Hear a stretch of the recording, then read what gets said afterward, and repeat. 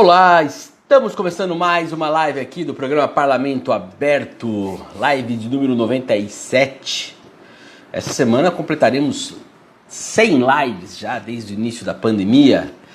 Hoje falaremos sobre a prevenção ao suicídio com a psicóloga Lucilena Nogueira, que já está aqui entre nós e já estava ali esperando a gente. Eu agradeço essa atenção, para nós é muito importante.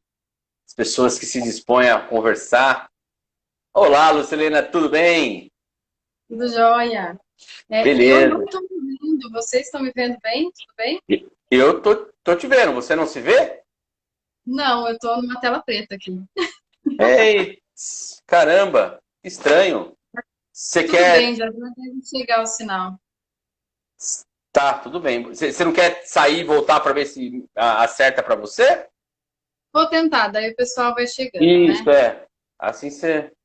Só um minutinho.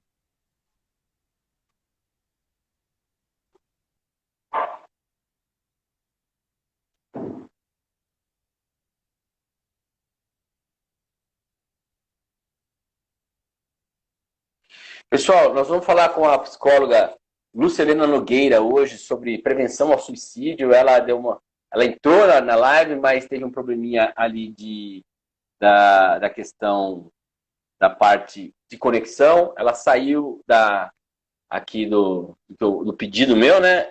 E está voltando. Agora vai. Vamos lá? Agora sim? Isso. Maravilha, que ótimo, que bom. Bom, Lucilena, primeiro eu gostaria de agradecer a sua atenção, a sua disponibilidade em falar com a gente, né? Aqui, o Parlamento Aberto é um programa desenvolvido pela Câmara de Vereadores de Piracicaba, voltado à transparência, à participação popular. Então, para nós é muito importante quando tem a disponibilidade de profissionais aí para poder conversar com a gente sobre temas que são tão importantes. Então, antes de mais nada, muito obrigado, viu? Eu que agradeço. Agradeço o convite, a disposição e a coragem, né? Porque a gente precisa ir desmontando os tabus. É assim que a gente perdura.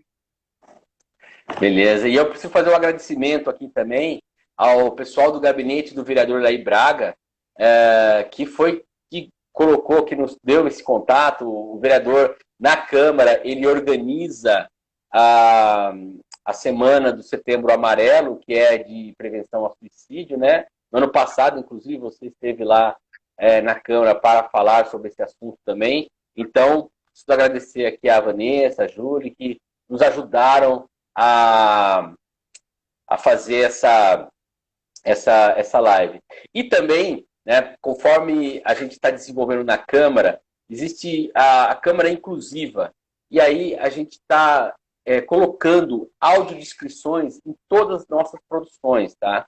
Então, para eu começar essa live, eu preciso fazer uma descrição, eventualmente, caso alguma pessoa seja surda, possa ter acesso, né, a esse conteúdo. Então, eu vou aqui me apresentar. Meu nome é Eric Valim Vicente, eu tenho cabelos castanhos, né, estou com uma roupa preta, o fundo é um cinza com um verde, é um sofá e é uma parede verde, enquanto a Lucilena Nogueira também ela é branca, tem cabelo preto, cortado com uma franja.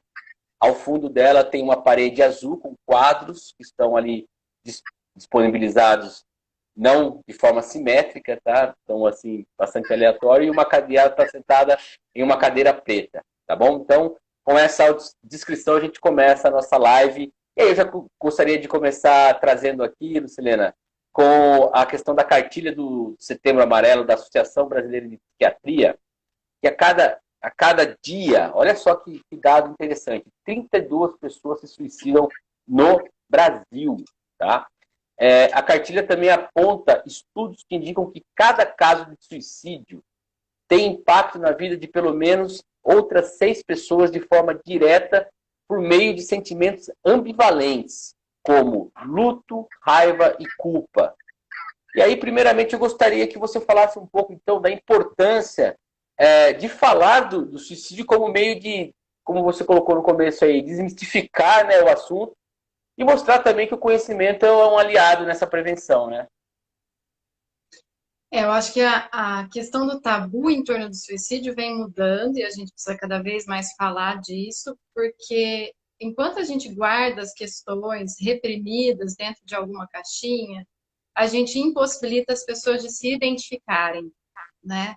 Então, enquanto a pessoa não sabe que aquilo que ela sente tem representação em algum lugar, ela não sabe nem por onde começar a pedir ajuda, né? Então, a solidão está muito associada ao suicídio, a depressão está muito associada ao suicídio, mas a gente também precisa olhar para esse conteúdo do mundo em que a gente se tornou individualista, dificulta o acesso ao outro, porque a gente está sempre bem e acha que quando está falando que está mal, o outro não quer ouvir, né? Às vezes a vida está horrível, alguém te encontra na rua e fala, e aí, tá tudo bem? Tudo, né? E que hora que a gente passa a falar das coisas que não estão bem? Com quem a gente pode falar do que não está bem, né? E esse impacto, quando é sentido pós-morte de alguém, faz com que esse questionamento apareça, né? O que eu podia ter feito? Será que eu ajudei? Como é que eu não percebi? Para aqueles que ficaram, né? Então, não é uma questão do sofrimento de um único indivíduo, é do todo onde ele participa, né? E a sociedade precisa se comprometer com isso. Eu acho que começa também, é muito evidente isso na sua fala, que a gente tá tão batida essa palavra, mas é a tal da empatia, né? Recentemente eu estava vendo recentemente não, ontem eu vi um documentário sobre masculinidade, né? Sobre as transformações da masculinidade, até por conta do que há hoje pelo próprio feminismo, está colocando, tornando aquele homem obsoleto, né? O homem que eu fui formado dentro do mundo que eu vivi mesmo, a gente se torna, enquanto masculino, obsoleto. E primeiro aspecto que aparece é justamente o que você falou, a falta de levar a sério que isso seja algo a ser tratado, conversado, né? Porque parece que se eu chegar e falar para você, nossa, Luciana, hoje eu não estou bem, não está legal, parece que vai quebrar alguma expectativa que não fica legal. E aí, como fazer essa abordagem, Lucilena? Como que a gente pode desenvolver essa abordagem, não se tornando só aquela lamúria, mas buscando no outro também um porto seguro, uma conversa de amigo, uma reflexão que às vezes você não faz naturalmente. Tem uma questão, quando você puxa a masculinidade aí, eu aqui com o meu feminismo começo a soltar rojões, assim, porque é tempo da gente falar disso também. Os homens são mais eficientes nas tentativas de suicídio do que as mulheres, apesar das mulheres tentarem 3 vezes mais, os homens, quando chegam a esse ato, eles conseguem levar até o fim. E por que que isso acontece? Porque não existe nenhum outro espaço onde esse sofrimento vaze e se ressignifique, né? A gente pode olhar, por exemplo, para quanto os bares estão cheios de homens conversando e dando risada, mas nenhum toque de intimidade, nenhum toque generalizando, mas é muito difícil falar, né? Às vezes vai falar de futebol, de mulher, de qualquer outra coisa que mantenha a risada de pé. E isso vai afastando essa pessoa que está em sofrimento e não encontra em nenhum lugar esse lugar para poder se olhar, se cuidar, fazendo com que ele fique mais isolado. E daí eu acho que a gente tem aí como uma coisa muito importante que se sustenta já há bastante tempo no Brasil, que é o CVV, o Centro de Valorização da Vida, que nem sempre a gente encontra suporte num amigo ou num familiar. Nem sempre a gente consegue ter amigos e familiares que se importam. Mas a gente tem um centro onde a pessoa basta passar a mão no telefone, ligar 188 ou acessar o site, em que ela vai ser ouvida por pessoas especializadas, né? Se ela falar assim, não, eu tô indo, sei lá, para a ponte agora, nesse momento, e se ela pensar um segundo antes e ligar para alguém e conversar com alguém onde ela possa depositar essa angústia, talvez toda a história mude, né? Então, a sociedade precisa se rever com seus padrões, mas pode ser que enquanto a sociedade não termina de se rever, ainda tem gente praticando suicídio ou outras coisas autodestrutivas. Então, a gente precisa usar essas ferramentas, né? Elogiar o trabalho do SAMU, elogiar o trabalho dos bombeiros, que na hora do vamos ver são essas pessoas que vão resgatar, tentar fazer alguma mediação do sofrimento, depois de que aquela pessoa já passou tanto tempo sozinha, né? Nem sempre dá para apostar em quem está muito perto, porque tem gente que fala assim, mas isso é frescura, isso daí é falta do que fazer. Vai carpir um terreno para você ver se você continua deprimido, né? E isso é muito agressivo para quem está em sofrimento. Então, às vezes, se você não tem ninguém em volta, né? Eu tenho um podcast para fazer jabá aqui, que eu falei isso no podcast hoje cedo. Se você não tem em volta de você alguém que possa te acolher, foi o seu círculo que ficou pequeno, não você. Então, estenda esse círculo, vai procurar ajuda, né? E às vezes você vai procurar ajuda no CVV, num profissional, num psiquiatra, num grupo de trabalho, na dança, na arte. Você vai estendendo o seu círculo, porque aquilo que você está sentindo já não cabe mais só em você. Em vez de se deixar ser engolido, isso precisa sair, né? Que é isso, as pessoas que chegam a cometer o suicídio, elas não suportam mais, não a vida, elas não suportam mais a dor, né? Perfeito. Nossa, é pesado, né? Quando a gente. Eu, particularmente, eu tive um amigo muito próximo a mim, que cometeu suicídio, e eu sei o quanto isso é pesado, né? Para quem recebe aquela mensagem, a maneira como, quando você se envolve nessa busca de tentar ajudar a pessoa, realmente não é tão simples, né? A gente tem que ter muita, vamos dizer assim, não é só resignação, né? Ter muita, além de se resignar, também saber agir de uma maneira muito assertiva para tentar contribuir, né? E nem sempre é possível. Agora, quais são os fatores, né? Agora pensando um pouco mais clinicamente, assim, né? Você que faz atendimento a pacientes dessa natureza, quais são os fatores que estão associados ao suicídio, né? E de que forma esses fatores determinam o quanto uma pessoa pode estar suscetível ao suicídio? Existem fatores mais graves, fatores menos graves, e, claro, como percebê-los? Tá. Pensando aqui de um jeito bastante popular de discriminar dois perfis, a gente pode colocar que existe um perfil de pessoas que têm transtornos mentais, né? Em que a vida dela está amarrada por um diagnóstico e todo o tratamento precisa se enveredar em torno daquele diagnóstico, mas não só, né? Então, uma pessoa que tem esquizofrenia não necessariamente vai se tornar um suicida, nem um deprimido, né?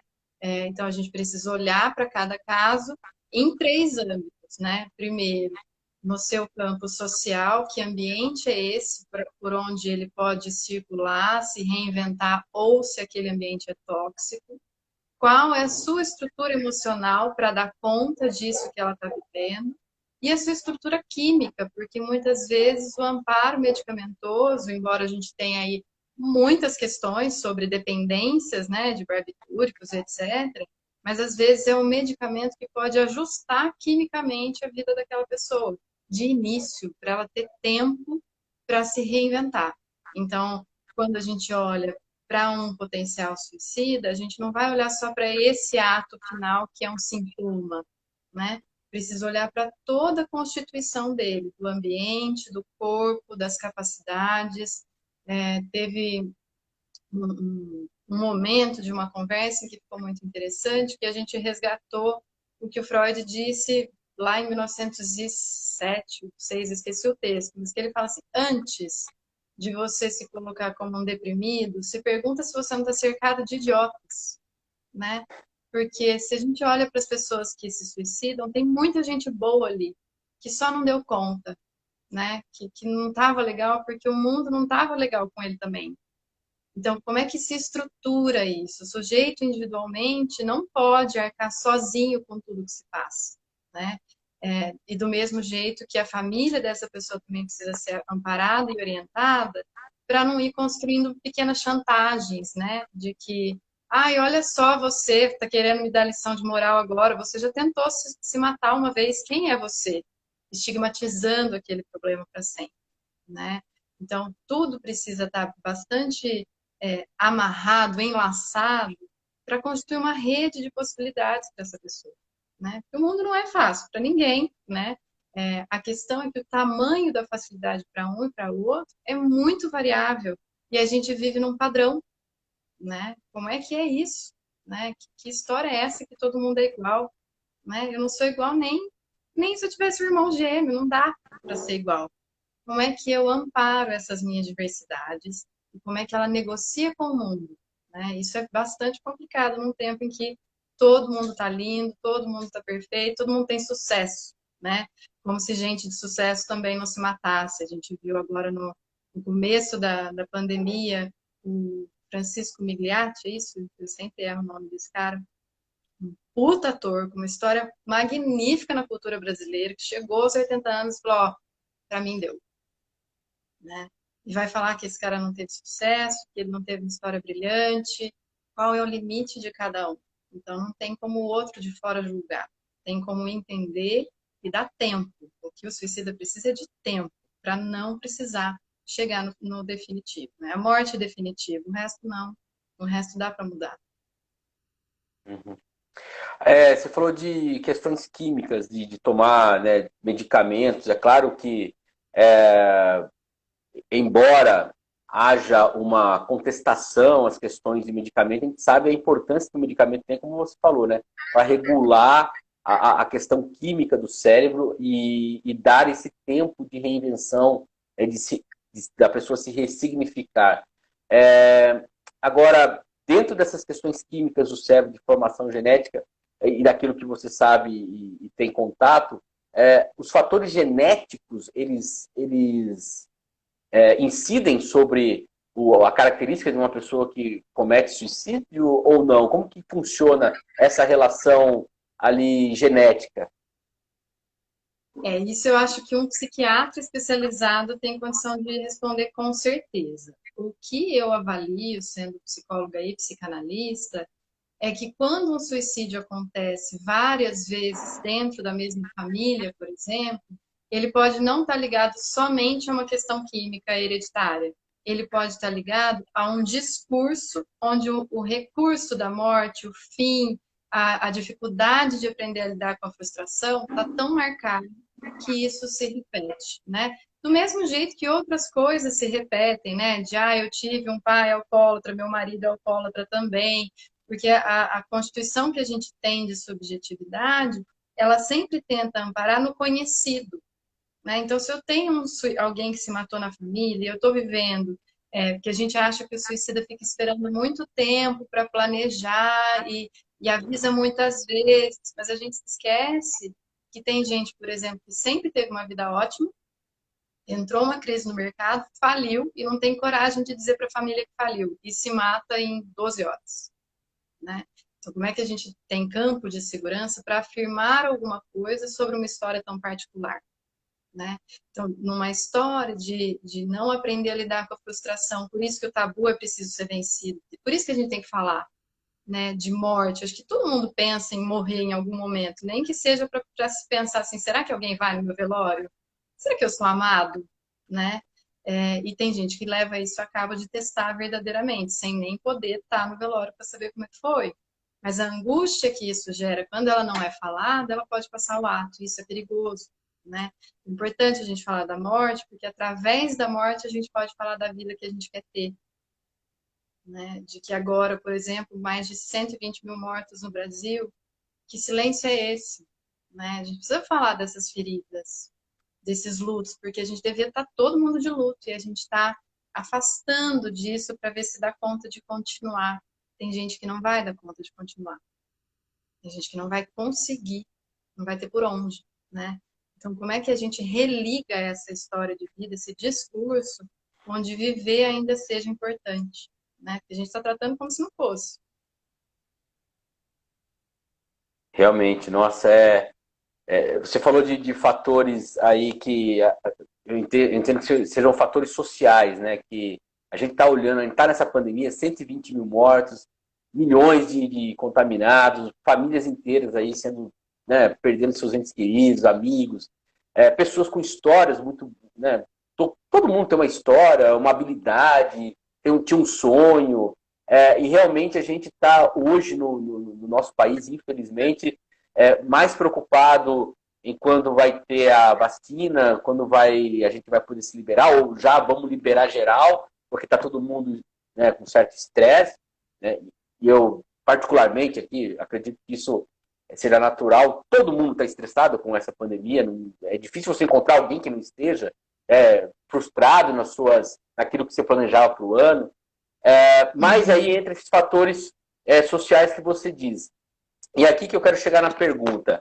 O quanto essa busca pela indiferença, ela não é também uma armadilha, né, de você tentar se afastar e a hora que você se der conta, aquilo vai bater de um jeito que você não vai ter mais controle daquilo, você não vai conseguir mais dialogar, né? Porque assim, eu estou indiferente, né? Mas e se de repente acontece, o teu pai morre com uma Covid, a tua mãe, né? Ou a tua esposa, o teu filho, e aí? Né? Essa indiferença vai para onde, né?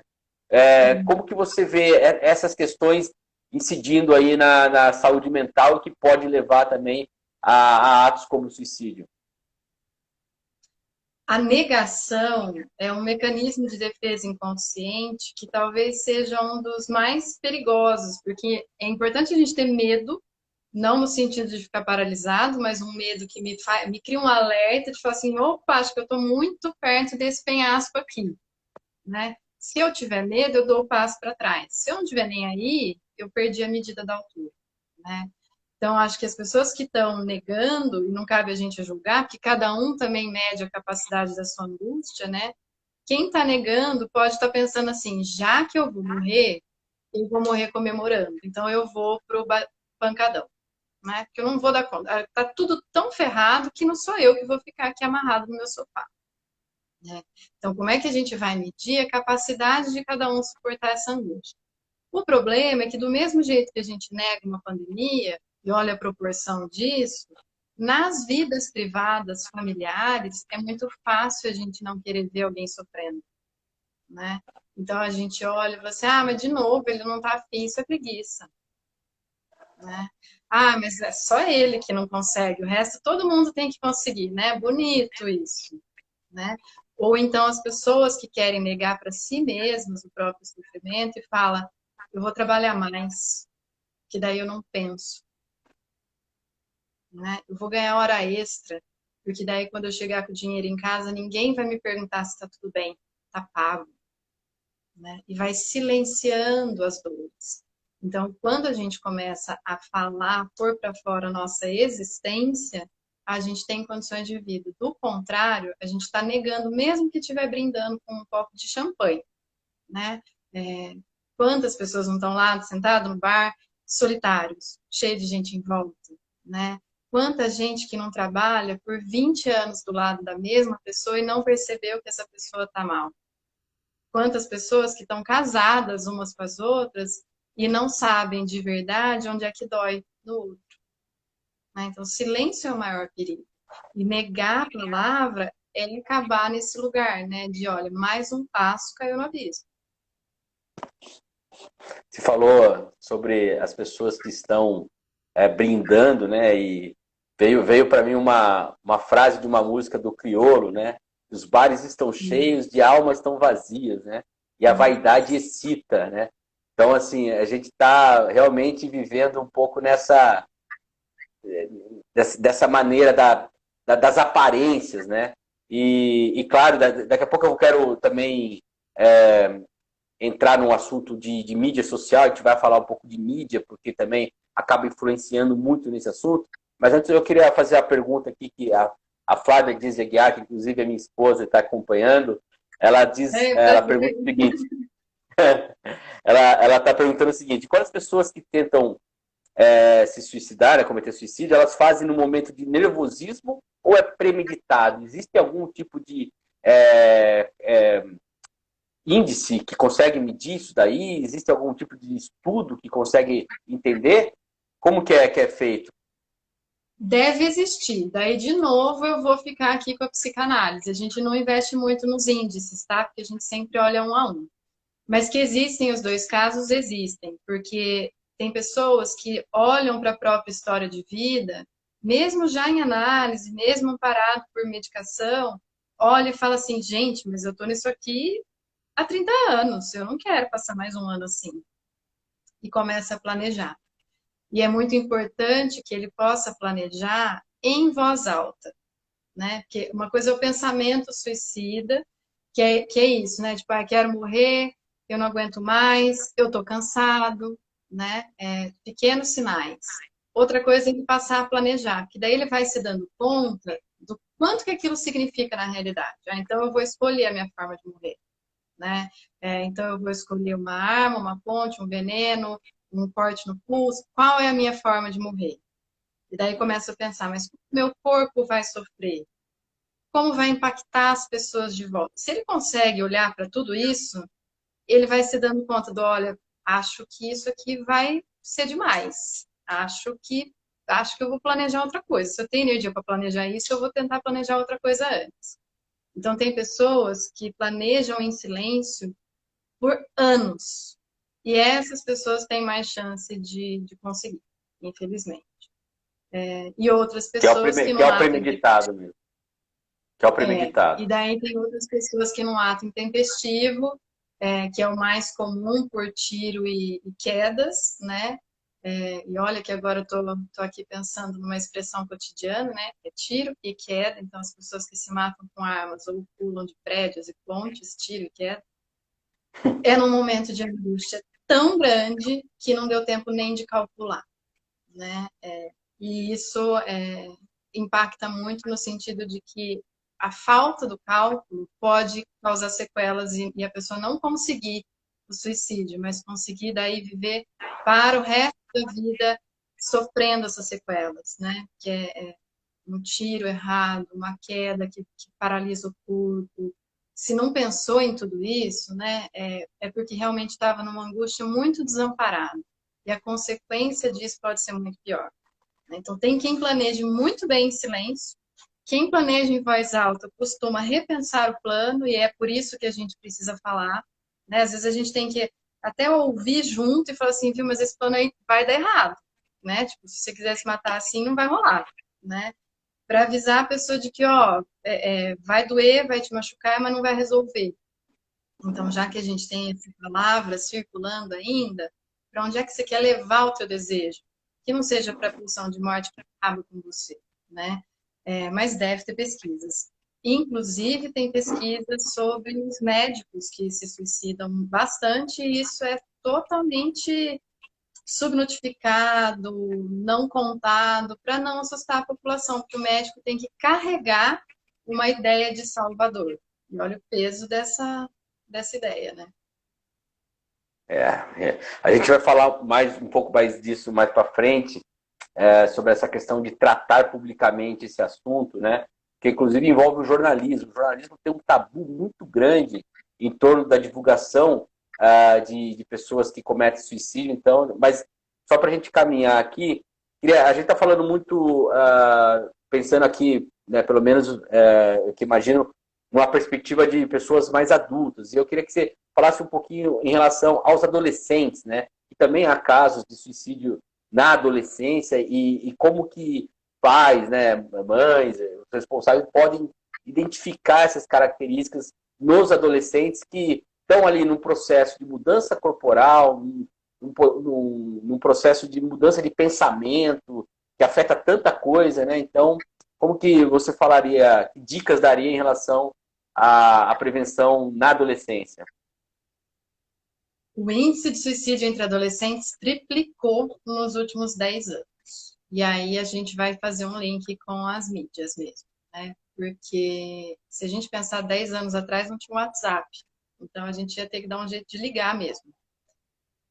As proximidades da internet fizeram a solidão ficar completamente mascarada. Então, sempre, o ano passado, num ciclo de apoio à paz que eu fiz, era para crianças de até 7 anos. Eu cheguei num determinado momento que tocava nessa questão da frustração, que a gente precisa ensinar as crianças a se frustrarem, perder no jogo, perder namorado, não gostar da comida que tem, mas enfrentar. São essas pequenas frustrações que a gente vai alcançando níveis das próximas, né? É um aprendizado.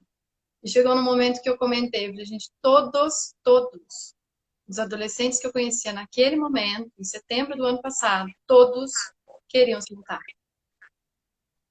Então, assim, é muito pesado, porque os adolescentes estão de fone, assistindo série, não saem de casa, né? Se saem, é para encher a cara por aí, às vezes pegam o carro e se matam num acidente automobilístico, né? Então, é uma coisa que é muito mais tabu ainda. O que é importante para a família perceber? De que na entrada da adolescência até o fim, que a gente nem sabe quando ela acaba mais, porque a gente está vivendo uma infância tardia nesses tempos, a partir do momento que a criança começa a sofrer essas alterações de humor, a gente não pode encaixotar no isso é coisa de adolescente, né? Porque tem muitos pais que ficam muito sossegados de falar assim, ele tá lá jogando o videogame dele, ele não me dá trabalho. Mas você não sabe com quem ele está jogando esse videogame, por que que ele prefere estar lá, em vez de sentar meia hora com você na sala. E é terrível quando os pais falam assim, então eu vou trazer ele para perto. Daí senta na sala naquele silêncio mortal, né? Tipo, filho, me conta como é que tá a vida. Vai, que vida? Eu estudo, tomo fora na escola das meninas que eu quero chegar e nunca vou alcançar a projeção que você fez para mim. Que adolescente que tem essa articulação para falar com os pais? Nenhum, né? Então, não adianta chegar na adolescência e querer só socorrer. A partir do momento que você tem um filho, constrói isso desde o começo, essa intimidade, que não é negligência, não é vigilância. Esse limite de privacidade, né? Tipo, tem que ficar de porta aberta. Tem por quê? Por quê? Porque se ficar de porta fechada, eu não sei o que está fazendo. Mas se de ficar de porta aberta, você sabe o que ele está pensando? Como é que constrói essa aproximação? Não é pela ordem, é pelo afeto, né? Então, a partir do momento que começa a perceber alterações nesse adolescente, puxa para a conversa, não na conversa de eu sei sobre você, né? Porque os pais querem essa autoridade para si, porque eles sabem o tamanho da responsabilidade, dá para entender. Mas não dá para concordar completamente, de tipo, vem aqui e me fala, por que você está dormindo até tarde todo dia? Pera, eu não sei sobre você. Me conta como é que você tá? Que é completamente diferente de responder como é que foi na escola. Né? Pergunta básica dos pais. Como é que foi na escola? Você falou uma palavra que eu acho fundamental nesse papo todo, que é afeto, né?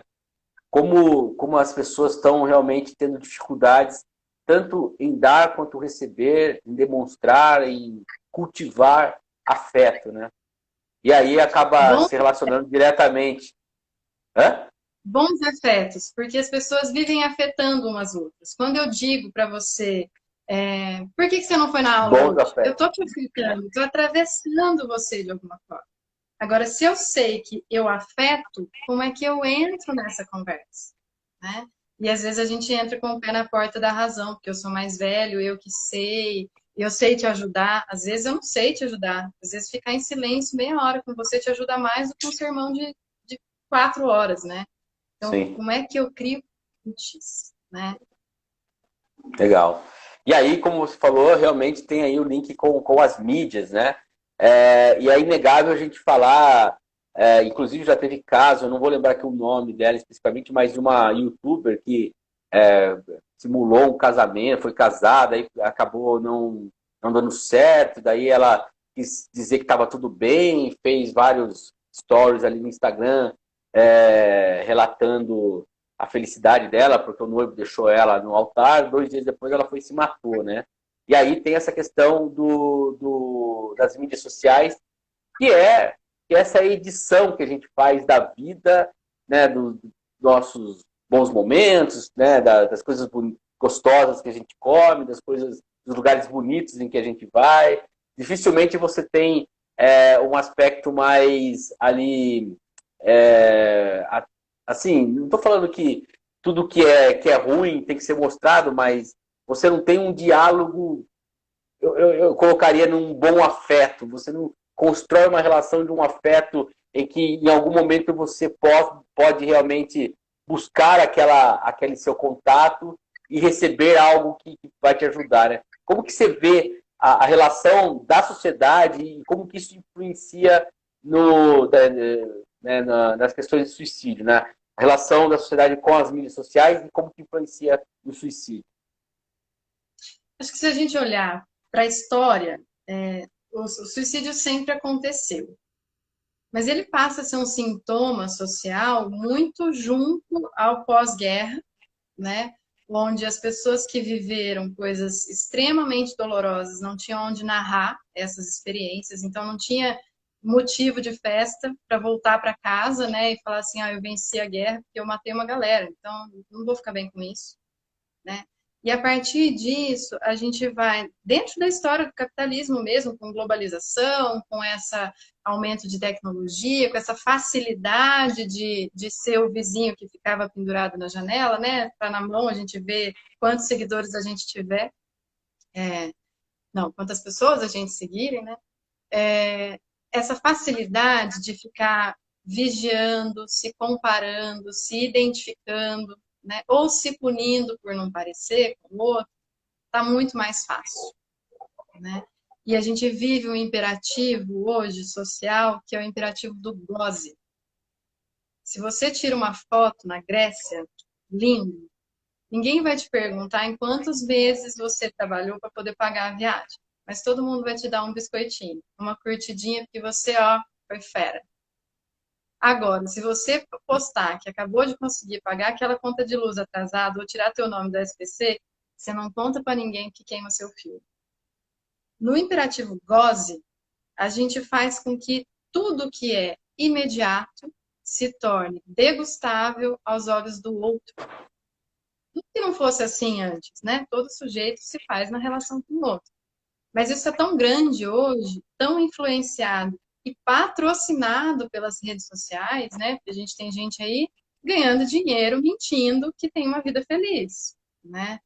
Isso vai fazendo com que aquele sujeito que não tem essa relação, que não consegue articular que isso é propaganda, se culpe, né? Tanto que a gente teve durante uma época uma febre daquele joguinho que simulava uma outra vida, onde eu era um avatar com a vida que eu quisesse. E todo mundo fugia para lá, porque lá eu posso ser a Angelina Jolie, né?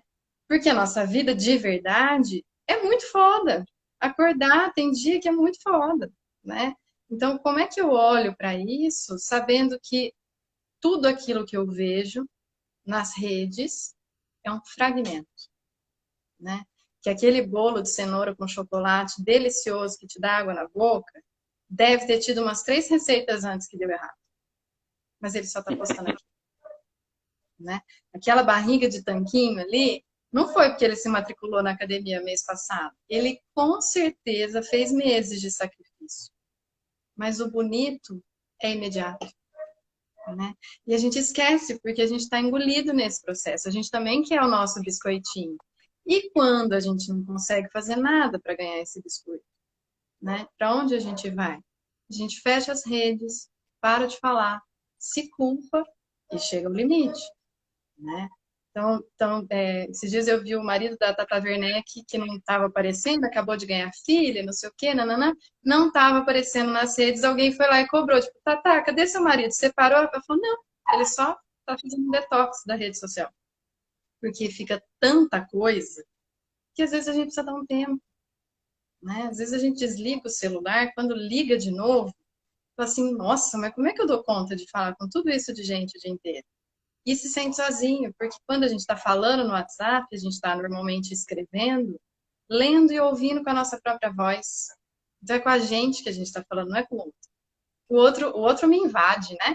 O outro não respeita meu tempo de terminar de falar, ele vai bagunçando se eu estou de frente. Agora, nas redes, opa, né? Tem um lado bom, que teve gente que não sabia ouvir, agora tem que ouvir um áudio de 3 minutos e esperar para responder, mas tem o lado ruim, né? De que pode ser que você só fale com você mesmo. O Tinder é um exemplo disso, né? Você fica lá falando com você mesmo, caçando ali alguém que você pergunta, o que que você faz? O que que você gosta? Acabou, acabou. Porque a gente descobre o outro na convivência. E as mídias estão todas aí falando que não precisa mais conviver. Que dá certo É, se for todo mundo. realmente, você sabe que você falou do bolo de cenoura, eu já pensei muito em relação ao livro, né? Vejo tantas pessoas colocando livros, né? Mas eu pergunto se ler um livro inteiro, né? Tem aquela coisa, estou aqui lendo o livro, mas às vezes está começando naquele dia, que é natural, legal, não estou aqui fazendo julgamento, né? Mas aí você fica imaginando, será que ela vai ler o livro inteiro ou é só aquele momento ali de uma certa epifania que ela está tendo para colocar aquele livro que tem uma capa bem feita, que tem um assunto interessante e que vai dizer que ela está em busca de conhecimento, né? Que a pessoa está em busca de conhecimento. Então, assim, realmente a É gente o não sabe. pago, né? Hã? É o tá pago. Eu faço É, três tá abdominais, pago, posto isso, suando, tá tá pago. pago. Comprei um livro, posto que eu vou ler, tá pago. O outro Tá, que precisa saber que acha que eu fiz, mas se eu não fizer, tá tudo exato, bem. exatamente. Aí a Vou Sandra, até contar a aqui. Sandra. Desculpa, pois não. Eu ia ler um Pode comentário. Não, mas pode fazer, pode falar, depois a gente vai entrar num outro eu ia assunto aqui. contar uma bobeira aqui, assim, Por porque a favor. gente fez o teste às 4 hoje, né? E eu falei para você, só vou tomar um café e já tô aqui. Daí eu fui na frente da minha casa, uma padaria. Eu fui buscar o pão, na hora que eu abri o cadeado da minha casa, tem um beijo para cadeado quebrado que estava aqui, que estava assistindo a gente. Ele saiu na minha mão, cadeado quebrado, literalmente, né? Eu falei, gente, como é que eu vou fechar esse portão para dormir, né? E daí eu saí correndo, fui buscar o cadeado e voltei. Falei, gente, não vai dar tempo de tomar café. E tomei café e sentei. Assim, é isso. A vida é cheia de inesperados, né? Eu posso fazer isso com uma pegada, porque eu tenho essa pegada, mas se fosse um dia de mau humor, podia ter sido completamente outra história. E a gente não respeita essas instabilidades. Tem que estar sempre bem, né? E é mentira, ninguém está bem o tempo todo, que daí nem sabe o que é ficar bem, né? Vamos para Uhum. Sandra. Só Legal. queria dividir um perrengue. Não, tá ótimo aqui, ó. A Sandra, ela colocou aqui, ó, sobre a divulgação de casos de suicídio. Na verdade, não é um tabu. Estudos identificaram a melhor forma de realizar a divulgação para reduzir danos e evitar novos episódios, né? E ela cita aqui Dr. Neuri Botega, especialista no assunto. Mas por que eu falei que é um tabu?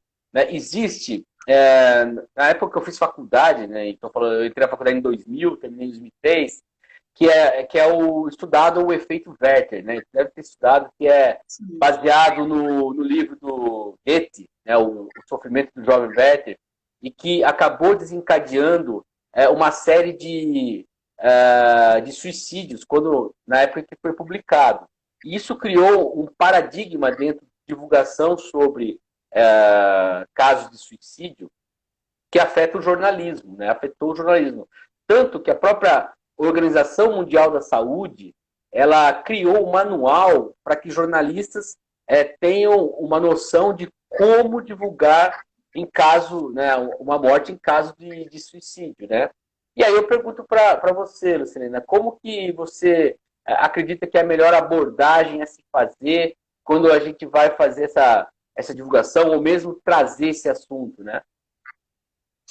Eu acho que trazer o assunto é sempre importante e esse efeito a gente precisa sempre diferenciar.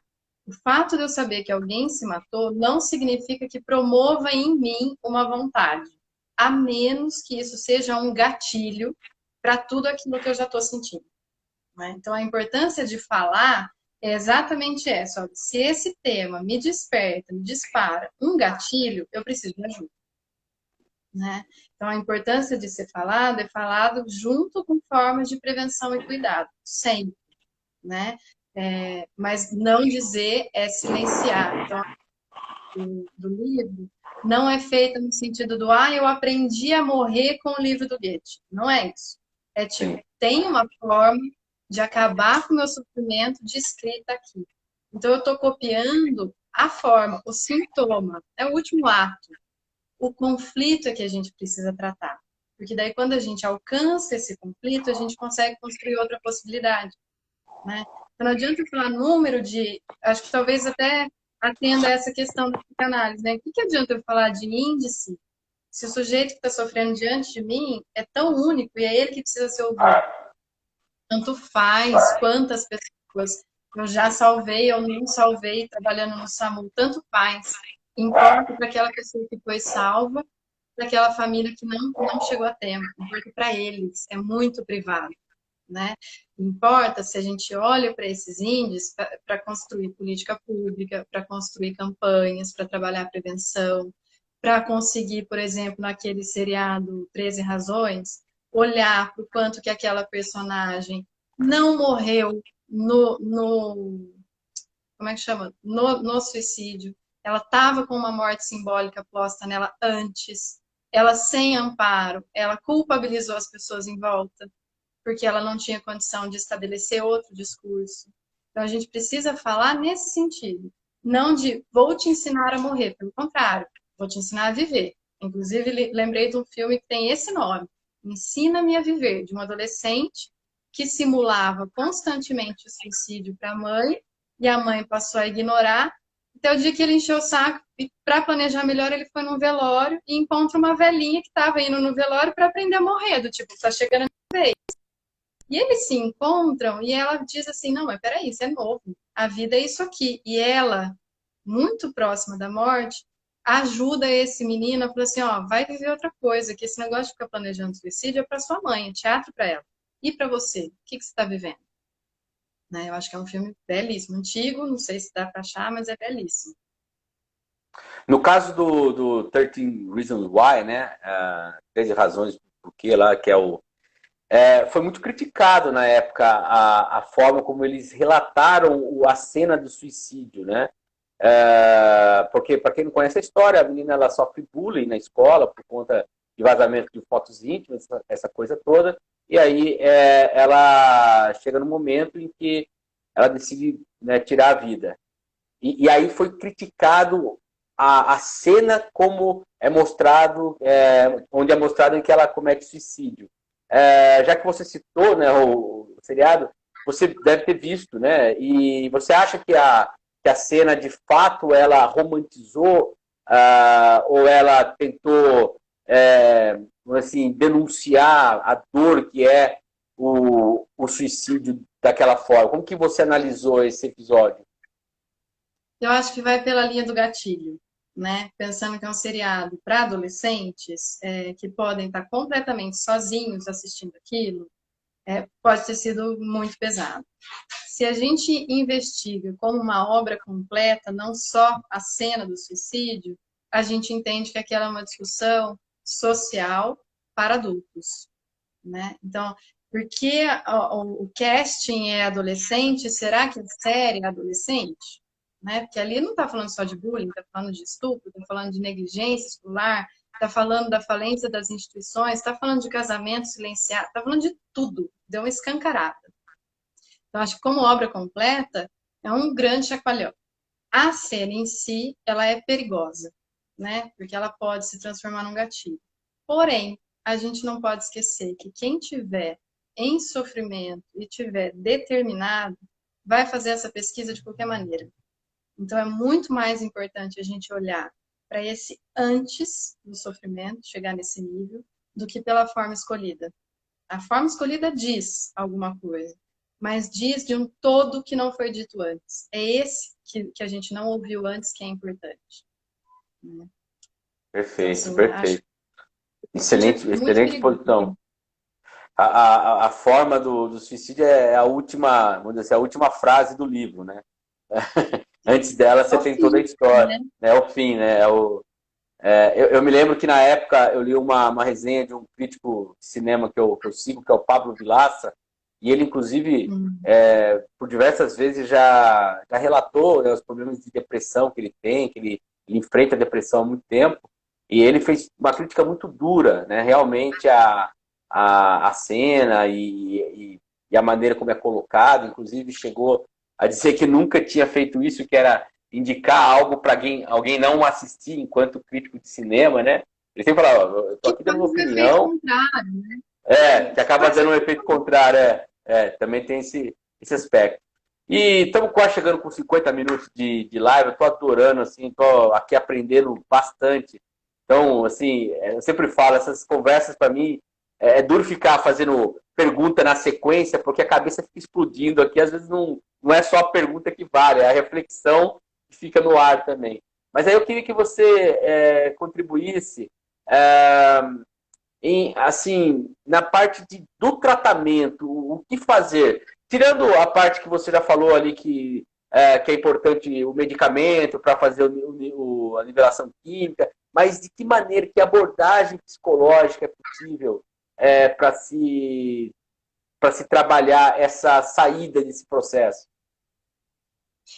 Acho que a gente conta com o SUS no Brasil, que tem os CAPs como Centro de Referência de Saúde Mental, tá? Centro de Apoio Psicossocial, onde as pessoas, a população pode procurar o CAPS para poder ser atendido de forma multidisciplinar e gratuitamente. Então, acho que a gente precisa sempre valorizar o SUS, sempre em campanha dessa defesa no sentido político da nossa vida, de que a gente não tem um sistema de SUS, é de graça, não vale nada. É o SAMU que chega, né? São esses profissionais de saúde, da atenção psicossocial, que conseguem construir essas estatísticas para se tornar política pública, para depois se transformar num tipo de tratamento mais amplo. Então, acho que, a princípio, a gente tem que valorizar isso sempre, principalmente da forma como esses profissionais são vistos, apesar de que esses profissionais também estão tão exaustos que também merecem acolhimento, né? E num tratamento que seja na rede privada, que é aonde eu trabalho e tenho mais proximidade, também precisa ser multidisciplinar. E multidisciplinar inclui o psicólogo, o psiquiatra, a família, a sua rede de trabalho ou a sua rede escolar e a sua comunidade, né? Então, se a gente não tem esse olhar tão amplo, onde que eu vou enlaçar esse sujeito, né? E pensar assim, às vezes as famílias são tóxicas, então eu preciso ensinar esse sujeito a se virar com essa toxicidade e colocar um limite aí. E nem sempre a família vai concordar, porque vai falar, não, mas eu estou fazendo a minha parte, então essa família também precisa ser amparada. Como que a gente vai construir a partir de cada caso? Então não dá para ter rivalidade de, eu sou psicóloga, eu não mando para o psiquiatra. Que ousadia que é a tua, que você é tão poderoso assim, divide o caso com alguém, né? Às vezes a pessoa conseguiu sair do psiquiatra, mas ela não vai abandonar, sei lá, o Pilates. Meu, conheça esse professor de Pilates, troca uma ideia, como é que tá, né? E não precisa você ficar contando segredinhos do paciente. A confidencialidade e o sigilo é uma questão fundamental e ética da nossa profissão. Mas falar sobre o caso e dizer, olha, a pessoa parou de tomar o remédio e não te contou, né? Ou incentivar o paciente, você precisa mandar uma mensagem para o seu médico. Ou ensinar a família, né? Tipo, olha, ele não dá conta de tomar as medicações sozinhas, então como é que a gente vai planejar? Porque para um suicida, uma medicação disponível é uma arma, né? Então, quem pode te ajudar a passar por essa fase até você ser responsável e pactuar com a vida de novo? Enquanto isso, tal pessoa te ajuda dentro da sua casa, né? Às vezes não tem ninguém, não mora mais com a família, já é um adulto sozinho, às vezes é um vizinho, um melhor amigo, né? Então a gente precisa conversar em rede, né? Rede tem buraco, não tem jeito, né? Rede vai ter buraco, mas sem essa rede não tem amparo suficiente. Então, e é muito importante a gente falar disso, porque a população negra, a população trans, a população homossexual também tem alto índice de suicídio e é subnotificado como se essas vidas não importassem, né? E aí a gente precisa valorizar mais o SUS, porque é o lugar onde essas pessoas chegam, né? Mas acho que basicamente é isso, porque cada caso que chegar precisa ser ouvido por completo, amparado de forma multidisciplinar e pactuado com a vida. Não tem outra, não tem uma receita pronta, mas esses são os princípios fundamentais, né? Perfeito, Ninguém, legal. ninguém vai se virar sozinho também. Não, verdade, com certeza. Tem alguns comentários, a Sandra aqui agradecendo a gente aqui. Obrigado. Eu que agradeço você por nos acompanhar, Sandra. A Flávia, minha esposa, está falando que é ótima profissional e ótima entrevista. Então, ela está elogiando a sua abordagem aí. Também agradeço ela por estar nos acompanhando. E o Cadeado Quebrado, esse perfil, live ótima, parabéns e obrigada. Também eu que agradeço aqui a atenção de você estar aqui conosco. Você falou que tem um podcast, né, e faz um trabalho na mídia também. Divulga, então, como que as pessoas podem te encontrar aí para ter mais conteúdo, né? Segue o perfil Para Agradar as Ideias, e é o mesmo nome do podcast que sai toda terça-feira e fala justamente de saúde mental, cotidiano e sociedade, tudo alinhavado pela psicanálise, né? E de um jeito muito simples da gente olhar para esse cotidiano mesmo. Então, ali tem questões sobre feminismo, machismo, as coisas vão acontecendo no mundo e eu vou construindo essa discussão por lá. E agora, nesse mês de setembro, continuando essa campanha, dia 17 de setembro, às 20 horas, eu convidei o psiquiatra Lucas Vaz, que é competentíssimo, é a minha figura de confiança na psiquiatria em Piracicaba, para a gente falar justamente sobre suporte familiar desses casos, né? Então, acompanhe o Insta, que por ali eu conto tudo o que vai acontecendo, né? O podcast é aonde? Você falou. No Google Spotify. Podcast, Apple, ele está em 8 plataformas, então dá Que para ouvir na legal. plataforma preferida. Vou seguir ele no Spotify, com certeza. Que bom, fico feliz. Comecei em janeiro agora. E vai me contando legal. o que vai achando, porque daí a gente vai pautando as discussões pela realidade, né? E não ficar inventando coisa da cabeça. Tudo ali é bem construidinho, pelo menos eu tento. Não, com certeza. Lucilena, olha, muito obrigado mais uma vez. Eu fiquei muito feliz com essa live. Faço aqui as palavras da Sandra, que ela coloca aqui, ó, parabéns pela entrevista, né? E pelo zelo e sensibilidade com o tema. Então, eu faço esse elogio a você também.